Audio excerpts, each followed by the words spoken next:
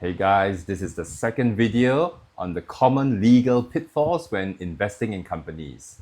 Today we're going to talk about contracts, intellectual property, and tax implications. Investing often involves entering into various contracts such as shareholders agreement, investment agreements, deed of ratification and ascension, all kinds of agreements. So here are some tips. Ensure that the terms are clear. Okay, ensure that all the contractual terms are clear and unambiguous. Do not use internet templates when investing in companies. I repeat, do not use internet templates when investing in companies. If you can afford to invest a few $100,000, if you can afford to invest 1 million, 2 million, 5 million, why do you want to save money, on lawyers' fees? Engage a lawyer to do the transaction nicely for you. Engage a lawyer to look through all your agreements to ensure that there's nothing adverse to you. So, back to clear terms. Vague terms can lead to misunderstandings, disputes, down the road. Ensure that your investment agreement has conditions precedent. Conditions precedent are things and matters that have to be satisfied, that have to be done, have to be fulfilled before you hand your money over to the company and they issue you the share certificate. Common conditions precedent can include that all legal or financial due diligence has been completed and is satisfactory to the investor in all material respects. Conditions precedent can also include ways to rectify past breaches of any laws or agreements that the company was or is involved in. For example, if the company was previously involved in certain investigations, you might want the founders of the company, the founders of the company who are selling you their shares or who are trying to promote the company to you, you might want them to give certain undertakings or promises that in the event something happens, you'll be protected. Or if the company was involved in some lawsuit, you might want to get the founders to show you proof that the lawsuit has been settled and discontinued, because you don't want to invest in a company and then discover that it's currently involved in some huge $10 million lawsuit. Another common condition precedent would be all consents, approvals, permissions, have been obtained. A lot of companies are party to certain contracts which require the consent, of banks, of the regulatory authorities, of certain institutions.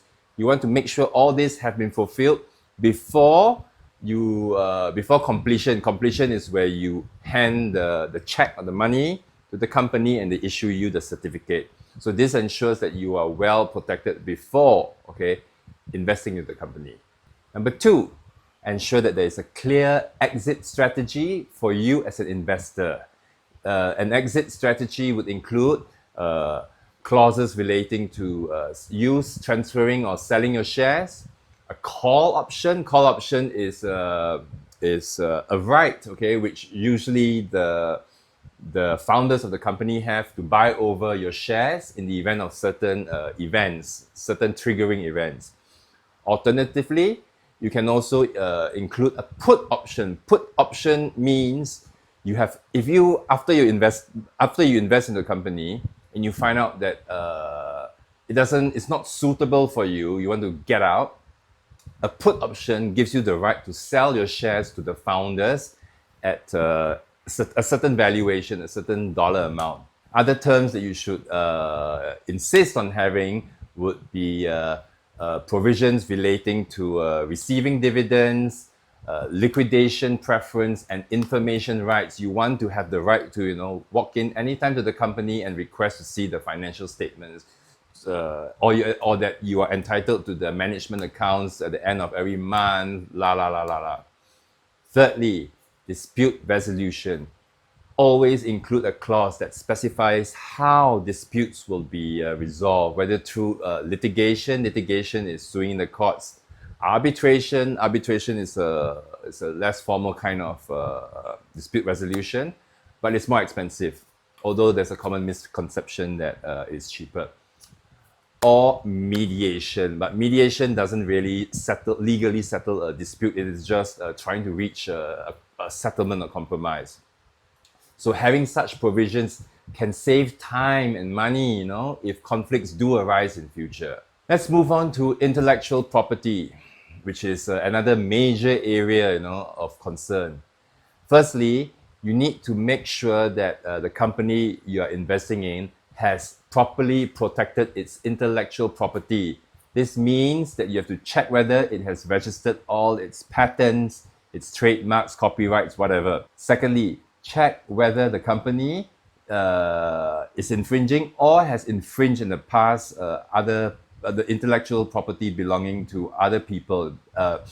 IP lawsuits, can be extremely expensive because they require specialist lawyers, and they can actually even halt business operations. In most countries, it is possible to do online searches of a company's trademarks and patents.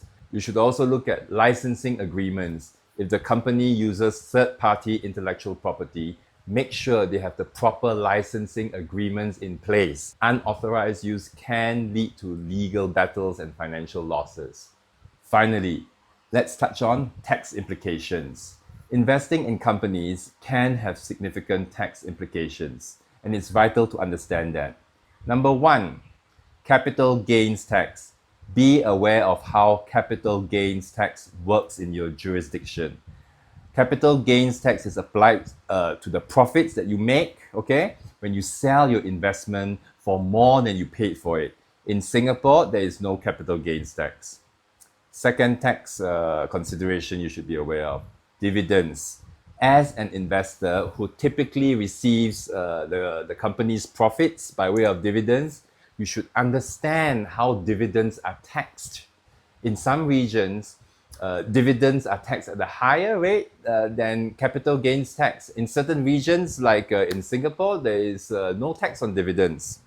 Whereas in places such as the United States, dividends are subjected to a 30% withholding tax, for foreign investors. So in other words, when a US company declares a dividend to its shareholders, and the shareholders live overseas or are considered non-resident, for example, if they pay $100,000 in dividends, they actually withhold 30% of it, and you only get like 70% of the dividends that you're entitled to. Finally, check whether you're eligible for any deductions or credits that you might be eligible for as an investor.